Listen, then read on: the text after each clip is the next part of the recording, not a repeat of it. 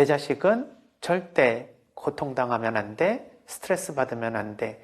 그래서 뭔가 문제가 있으면 부모님이 해결해주고 또 자기가 스스로 그것을 익히고 또 체험하면서 교정해 나가는 그 경험을 부모님이 차단해버리는 경우들이 있을 수 있다는 것이죠. 이렇게 귀하게 자란 아이들은 이 자기중심화 경향이 강해지면서 타인에 대한 관심보다는 자신에 대한 고통 또는 불편함이 훨씬 더 우선적으로 느껴지기에 타인에 대한 관심으로 넘어갈 수 있는 여유를 가질 수가 없는 것이죠.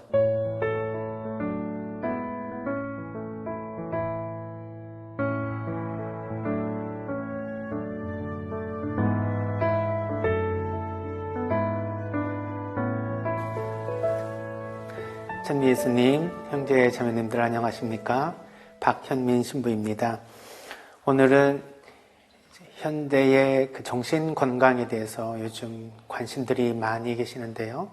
특별히 요즘 우울증도 많고 불안증, 또 강박증, 대인관계에서 너무 힘든 분들이 많아서 정신과에 예약을 하려 하더라도 신규는 보통 3개월에서 많으면 4, 5개월까지 밀려있는 현상들을 보고 왜 이렇게 현대에는 정신적으로 나약한 사람들이 많은지, 또 너무 현대 세상이 살기가 어렵기 때문에 누구나 지금과 같은 세상에 살면 정신적으로 힘이 들 수밖에 없다고 이해하시는 분도 계시긴 합니다만, 많은 분들이 뭔가 이 현상을 좀 심리학적으로나 좀 다른 관점에서 좀 잘 진단해보고 대처를 해야 되지 않을까, 이런 말씀들을 많이 하십니다. 요즘 또 정부에서는 그 전국 마음 투자 건강 사업이라고 하는 새로운 그 사업을 실행하면서 이 정신적으로 또 정서적으로 인간관계적으로 어려움을 겪고 있는 분들에게 정부에서 총 한 8회기 정도의 심리 상담을 이제 무료로 지원해주는 그런 정책을 좀 시행하고 있습니다. 그만큼 우리 사회가 이 정신적으로 그리고 이 정서적으로 많은 어려움을 겪고 있다는 것을 반증하는 예라고 생각이 듭니다. 영성심리적으로는 이러한 현상에 대한 이유를 어떻게 볼 수 있을까? 저는 그 상담을 하면서 많은 분들의 어려움을 직접적으로 이렇게 저렇게 들으면서 고심을 많이 하게 되었습니다. 물론 사회적으로 너무 물질주의가 굉장히 심화되고 또 과도한 경쟁주의 그리고 성과주의에 의해서 많은 그 젊은이들이 압박을 받고 있고, 또 경제적인 그런 문제들이 결국은 혼인율도 감소시키고 또 출산율도 감소시키고 이에 따른 이 삶의 만족도도 계속 떨어지는 추세에 있기 때문에 이런 사회적 환경이 결국 우리의 정신건강에 큰 문제가 된다라고 이야기를 할 수 있지만, 조금 더 근원적으로 살펴보면 저는 우리 인간의 가장 중요한 이 자기의 보호 본능이라고 할 수 있는 자기 중심성, 이것을 이제 온전히 획득을 하고 나면 타인 중심으로도 우리의 의식이 넘어가고, 그리고 세상과 자연 그리고 보편적인 그런 우주의 진리에 이르기까지 우리의 관심사가 퍼져나가는 이런 정신적인 발달 과제에 있어서 우리 중심성을 벗어나지 못하는 그런 퇴행이나 고착의 결과가 아닌가라고 진단을 합니다. 그래서 자기 중심성을 계속해서 가지게 되면 우리가 어떤 정신적인 문제를 가지게 되는지, 그리고 이것을 우리가 왜 확장을 시켜야 되는지, 하나님께서는 예수님을 통해 우리에게 이렇게 자신을 죽이고 또 자신이 썩어서 미랄이 되어 100배, 600배의 열매를 맺으라고 하시는 그 말씀의 의미가 무엇인지, 이것을 이 영성심리적으로 다시 한번 잘 생각해보는 시간을 가졌으면 해서 앞으로 4주간은 이 자기중심성과 관련된 이야기를 조금 해보고자 합니다. 기원전 1700년경 우리가 잘 알고 있는 메소포타미아 수메르 점토판에서는 요즘 애들은 버릇이 없다, 너의 선생님에게 존경심을 표하고 항상 인사를 드려라 라는 그런 문구가 나온다고 합니다. 그러니까 요즘 아이들에 대해서 못마땅하게 생각하는 기성세대 우리만의 문제가 아니라 벌써 기원전 1700년 전서부터 이 이야기가 나오고 있다는 것이죠. 또 기원전 250년경 한비자는 자신의 저서 오두편에서 요즘 덜 떨어진 애들이 있어 부모가 화를 내도 고치지 않고 동네 사람이 욕을 해도 움직이지 않는다. 스승이 가르쳐도 변하지 않으며 이렇게 부모님의 사랑, 동네 사람들의 행실, 스승님의 지혜라는 세 가지 도움이 더해져도 끝내 미동도 하지 않으니 이처럼 요즘 아이들은 그 정강이에 난 한 가닥 털조차도 바뀌지 않는 것들이다. 이런 식으로 비꼬면서 이야기를 한 문장을 찾아볼 수가 있습니다. 우리나라에서도 예외는 아니죠. 조선왕조실록의 숙종 17년 1691년 8월 10일자 기록을 보면요. 요즘 가만히 살펴보건대 세상에 갈수록 풍속이 쇠퇴해져서 선비의 버릇이 예전만 못하다. 경하게 밟고 행실을 닦아 치제를 잘하는 자는 적고 문사를 숭상하여 경악을 버리고 농리를 쫓는 자가 많은 것이다. 이에 어찌 우리 조정께서 학교를 세워 인재를 양성하지 않을 수 있겠는가. 즉 경악이라고 하는 이 유교의 가르침, 이 인간의 됨됨이에 대한 본질적인 탐색, 이것이 우리 학자들의 본연의 자세인데 이러한 깊이 있는 탐색은 추구하지 않고 오로지 이 글 잘 쓰는 그런 기교, 이것만을 잘 해서 이 월급을 받으려고 하는 그러한 이 사리사욕에만 빠져있는 아이들이 많다. 그러니 이런 사람들을 우리가 교육시키기 위해 학교를 세워야 되지 않느냐, 이런 취지의 이야기를 듣게 됩니다. 이처럼 예전서부터 새로 태어난 아이들, 새로운 세대에 대해서 좀 불만족스러운 것들이 있는데요. 이러한 모습들은 대부분 조금 버릇이 없다, 또 깊이 생각하지 않는다, 인내심이 없다, 그리고 예전 같지 않게 뭔가를 진득하게 하지 못한다, 이런 평가들이 있는 것 같습니다. 그러면 예전서부터 새로운 세대들이 계속 그러한 모습으로 비춰진다면, 만일 그 말이 사실이라면 이 4,000년 동안 내려오는 시간의 연속성 안에서 우리는 훨씬 더 이기적인 사람이 되어 있어야 하겠죠. 그러니 어떤 면에서 보면은 이제 새로 태어난 아이들에 대한 좀 조금 부족한 면들을 너무 과잉 일반화하는 관점이 이 안에 있을 수도 있고요. 또 하나의 어떤 현상을 그것이 바로 요즘 아이들은 저런 것이다 라고 생각하는 확증 편향의 자세가 있는 것 같기도 합니다. 그런데 그럼에도 불구하고 실질적으로 어떠한 이 시간의 흐름에 따라서 우리 인간의 의식이 어떤 방식으로 흐르는지는 조금 눈여겨봐야 될 것 같습니다. 최근 우리나라에서도 2000년 생들이 몰려온다, 이런 말이 있었죠. MZ세대, 새로운 밀레니엄 세대들이 예전의 기존 세대와 달리 여러 가지 사회적으로 조금 이해가 되지 않는 부분이 있다고 하면서 이렇게 생겨난 말들인데요. 예를 들면 MZ세대 사용 설명서 같은 책도 나오게 되고요. 또 요즘 어떤 TV 프로그램에서는 MZ 오피스라는 프로그램을 통해서 요즘 신세대들의 이 회사에서는 어떤 일이 일어나는지를 아주 유머스럽게 풍자한 그런 프로그램도 인기가 있는 것 같습니다. 그만큼 이제 새 세대는 기성세대와 많이 다르다라는 것을 이야기를 하면서 그것이 좋아 보이기보다는 조금 문제가 있는 것이 아닌가라고 우려의 목소리와 시각들이 있는 것 같습니다. 또 요 며칠 전에 뉴스에 보니 요즘 아이들이 문해력이 상당히 떨어진다라는 기사가 나온 거를 읽었습니다. 교사 91.8%가 실제로 이 현대 아이들이 이전의 아이들보다 훨씬 더 이 문해력 수준이 떨어진다라고 이야기를 했는데요. 예를 들면 이 가로등을 보고 왜 세로로 서 있는데 가로등이냐 하면서 물어보는 아이들이 있는 걸 하면 시장이 반찬이라는 표현을 보면서 시장에는 반찬만 파느냐고 물어보기도 한다 했습니다. 심심한 사과라고 하는 표현을 보고 왜 사과 맛이 심심해요? 라고 물어보지를 않나? 두발 자유화라는 용어를 보고 이건 두 발로 자유롭게 지내도록 허락해주는 제도라고 이야기하는 학생들이 있었다고 합니다.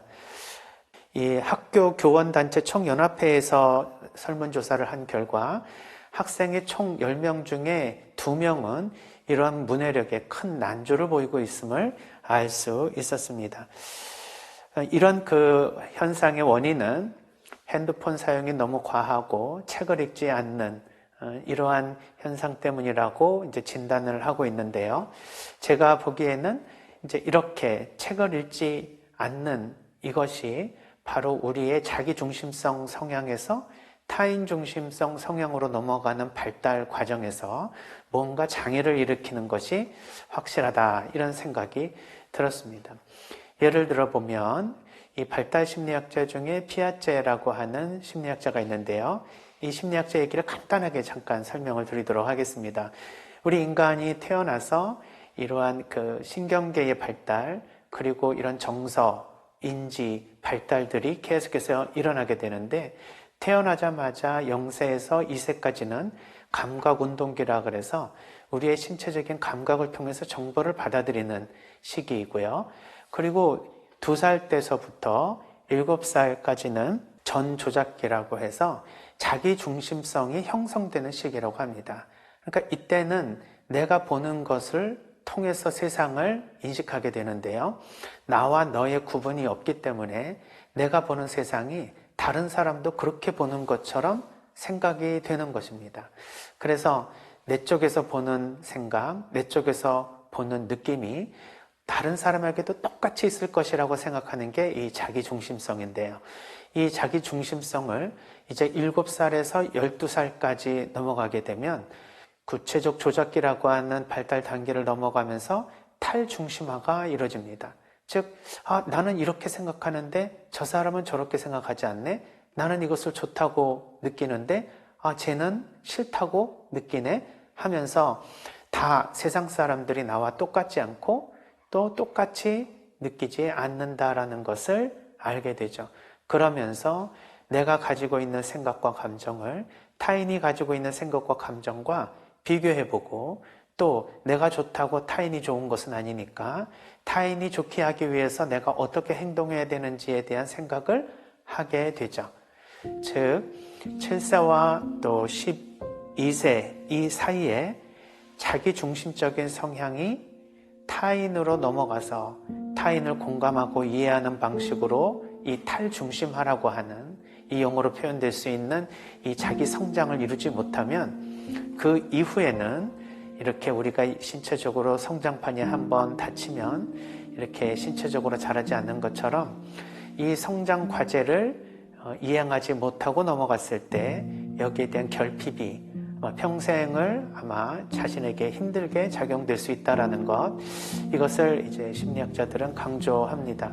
그래서 어떤 면에서는 우리가 이 7세에서 12세 이 사이, 그러니까 초등학교를 이제 들어가는 그런 나이대에 또래 관계를 통해서 내중심적으로의 삶을 여태까지 살아왔지만 함께 살아가는 것이 무엇인지에 대한 개념, 그리고 그것이 무엇인지에 대한 경험을 하지 않게 되면 우리는 자기 중심성을 평생 가지고 가게 된다는 의미이겠죠. 물론 시간이 지나면서 조금씩 이 탈중심화 경향을 보일 수가 있습니다. 내중심적으로 살다 보니 아이들이 조금 싫어하고 또 따돌리기도 하고 때로는 공격하기도 하는 것을 보면서 내가 이렇게 살면 안 되겠다 싶어서 조금 내 자신을 변화시키고 조금 내가 하고 싶은 것을 참고 인내하는 그런 덕을 쌓으려고 하는 노력이 생기게 되겠죠. 그렇지만 요즘 왜 그렇게 탈중심화가 되지 않고 자기중심적으로 변하게 되었을까?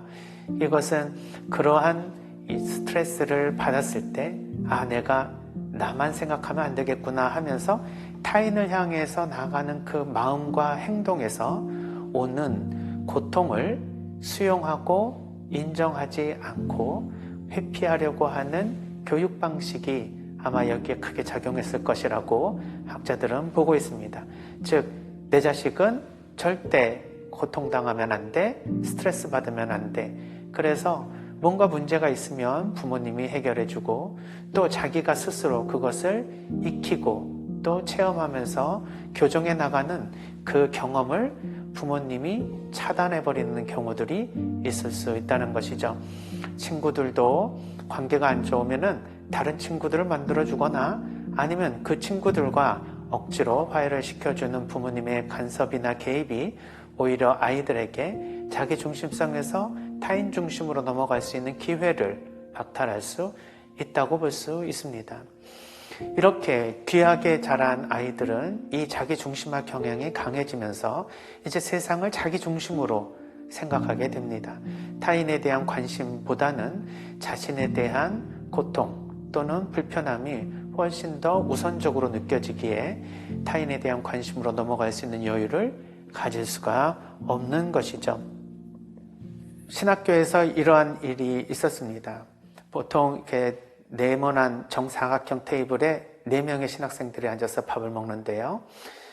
거기에 호빵이 4개가 나온 적이 있었습니다. 보통 밥을 먹고 후식으로 먹는 그러한 간식이었기 때문에 우리들은 밥을 먹고 호빵을 하나씩 먹으려고 이제 야, 오늘은 간식 참 좋은 거 나왔다고 생각하고 있었는데 옆 친구가 먼저 호빵 하나를 밥 먹기 전에 집어먹는 겁니다. 그러니 우리는 이 친구는 후식으로 안 먹고 전식으로 먹나 보다. 너무 호빵이 먹고 싶어서 먼저 호빵부터 먹을 수 있지. 이렇게 생각을 하고 이제 계속 밥을 먹는데 호빵 하나를 다 먹고 옆에 있는 호빵 하나를 또 집어 먹고 있었습니다. 순간 나머지 3사람은 누구 호빵을 먹었는지 확인해 보고자 서로 눈길을 주고받았는데 아무도 자기 호빵을 걔에게 준 적이 없다고 서로 의사소통을 하고 있었죠.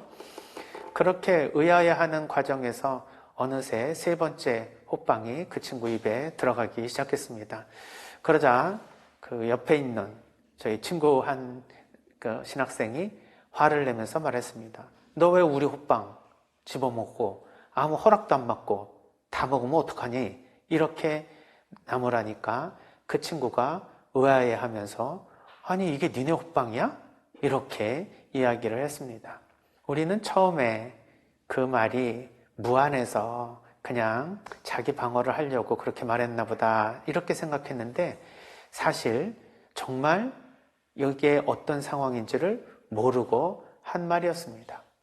3 호빵을 다 먹고 나서 4번째 호빵에 손을 가는 순간 우리가 손을 탁 치면서 너 이러면 안 된다 라고 교정을 하기 시작했죠. 그 친구는 그래? 그러면 진작 말하지 먹겠다고. 아니 그러면 우리가 당연히 먹겠다고 하지 그럼 안 먹겠다고 내가 이야기를 한 적이 어딨냐. 그랬더니 아니 밥 먹기 시작할 때 자기가 호빵을 먹을 때 친구들이 호빵을 안 먹길래 안 먹고 싶어서 안 먹는 줄 알았다고 생각을 한 거예요. 그래서 2번째 호빵을 먹어도 별 반응이 없고 또 3번째 호빵을 먹는데 뭐라고 하니 그때 가서 내가 알았지. 어떻게 알았냐. 그래서 친구들은 이렇게 얘기했습니다. 너 진짜 이 상황을 그렇게밖에 말을 못하냐. 여기 호빵이 4개 나와 있는 거는 누가 뭐라 그래도 한 사람이 하나씩 먹으라는 의미 아니냐. 그랬더니 그 친구가 이 호빵에 누구 호빵이라고 이름 써붙인 것도 아닌데 한 사람이 하나씩 먹으라고 어떻게 알 수 있느냐는 거예요. 이것을 우리가 이야기하지 않아도 알게 되는 것은 우리는 또래 관계를 통해서 지금까지 삶의 경험을 통해서 어떤 상황에서 내가 어떤 행동을 취해야 그것이 옳은 행동인지에 대해서 이미 알고 있는 암묵지라는 것을 우리가 체득하고 있기 때문에 그렇습니다. 이것은 경험을 많이 해볼수록 알게 됩니다. 우리 친구들과 또 또래 관계에서 서로 몸을 부딪혀가면서 얻어지는 지식이 없으니 이 친구는 그냥 자기 생각에 빠져서 자기 세계 안에서 자기가 생각하는 대로 행동을 하게 되었던 것입니다. 그래서 우리가 일일이 알려줬습니다. 앞으로 4개 나오면 너는 하나만 먹는 거야. 이게 규율이야. 그랬더니 그 친구가 아예 그렇게 확실하게 알려주니까 너무 고맙네 라고 생각하면서 이해를 했습니다. 처음에는 정말 화가 나서 어떻게 이런 친구가 신학교에 왔을까라고 서로들 의아해했지만 나중에는 이렇게 생각하는 친구도 있구나 하고 오히려 우리가 놀랬던 경험이 있습니다. 이렇게 스스로 자기의 생각에서 이렇게 타인의 생각으로 넘어가는 이 자기중심성에서 탈중심화가 되지 않는 친구들이 간혹 있다면 사회생활을 하기가 너무 어렵겠죠. 그런데 의외로 이렇게 극단적인 예 말고도 자신의 생각으로만 세상을 파악하고 그리고 그것이 진짜 그렇다라고 생각을 하면서 해석을 하게 될 경우 상당히 많은 신경증과 정신증에 노출될 수밖에 없는 상황이 생겨납니다. 우리 초등학교 또 중고등학교 다니는 친구들이 요즘 상담실을 많이 방문합니다. 예전과 달리 상담은 꼭 문제가 있으면 받는 것이 아니라 앞으로 어떻게 성장하고 발달할지 이것에 대해서 미리 예방하는 차원에서도 이러한 교육과 상담을 필요로 하게 되는데요. 부모님이 적극적으로 요청하는 분도 계시지만 어떤 부모님들은 상당히 망설이고 불안해 하십니다. 왜 그런가 하고 물어봤더니 주변에 어떤 엄마들은 아이들이 좀 우울하거나 아니면 굉장히 인간관계에서 힘들어할 때 상담실에 보냈더니 상담실에 갔다 오고 난 다음부터 내가 이렇게 된 것은 다 엄마 탓이야. 내가 이렇게 된 거는 전부 우리 가족 탓이야. 이렇게 탓을 돌리더라 하는 겁니다. 그래서 그래 엄마가 그때 좀 잘못한 것도 있고 미안한 점도 있는데 그렇다고 어떻게 그게 다 네가 그렇게 된 것에 대한 전적인 이유가 될 수 있니? 그랬더니 우리 상담 선생님이 그러시는데 엄마가 나에게 충분하게 사랑해주지 않고 인정해주지 않고 그때 엄마가 너무 바빠서 나를 온전히 돌봐주지 못해서 내가 이런 현상이 생겼다고 했어요. 이렇게 말을 한다고 합니다. 영향이 없는 것은 아니지만 온전히 타인의 탓 또는 환경 탓으로 돌리려는 현대 심리학의 이러한 여러 가지 그 원인론들도 아마 이런 자기중심성을 더 강화하는 굉장히 중요한 요소로도 작용합니다. 사실 그 원인이 없는 것은 아니지만 그렇다고 자기 자신에게 책임이 없는 것도 아닙니다. 자기 스스로 자기가 심리적인 취약성을 극복하고 또 또래 관계에서 부모에게 오지 못했던 그러한 여러 가지 도움과 그런 양육에 필요한 그런 체험들을 우리 친구들이 함께 해줄 수 있거든요. 그런데 그러한 여러 가지 우리 또래 관계에서 얻어질 수 있는 경험들을 우리가 하지 못한 이러한 이유들로 인해서 우리는 부모님으로부터도 또 환경으로부터도 상처를 받았다고 생각을 하는데 자기 자신에 대한 책임과 노력에 대해서는 생각하지 않으려고 하는 경우들이 있습니다. 이렇게 될 때에는 자기 중심성을 너무 강조하기 때문에 결국은 자기로부터 벗어나 타인으로 그리고 세상으로 향하는 이러한 의식이 점점 확장됨으로써 얻어지는 정신적인 건강, 영적인 성장을 우리가 이루기가 어렵습니다. 따라서 우리의 현대의 이러한 신경증과 또 성격장애 그리고 대인관계적인 문제들은 전적으로 여러 가지 원인들이 혼합되어서 발생을 하는 것이지만 1차적으로는 내가 내 중심적으로 생각하고 판단하는 이런 경향성, 이기적이고 개인중심적인 이런 성향이 결국은 이타적이고 또 세상을 향해서 나아가는 그런 방식으로 성장하지 않았기 때문이라고 볼 수 있습니다. 이것이 우리 개인으로만 한정이 된다면 심리 내적인 문제로 발생하지만 이것이 또 공동체적으로 사회적으로 확장이 되면 국가적으로도 배타적인 국수주의 또 인간 중심적으로 생각을 하면서 타인이나 자연이나 세상에 대해서 이렇게 크게 관심이 없는 그런 인간 중심적인 이런 사고를 통해서 여러 가지 문제들이 발생할 수 있습니다. 다음 시간부터는 이렇게 자기 중심성에서 타인 중심으로 넘어가지 못해서 얻어지는 이런 심리 내적인 문제를 넘어서서 우리가 이제 조금 그것을 확장시켜 볼 때 인간 중심적으로 생각하는 이 문제가 결국 세상의 모든 생명체와 어떻게 상호작용하는 데 있어서 문제를 일으키는지 여기에 대해서 한번 생각해 보도록 하겠습니다.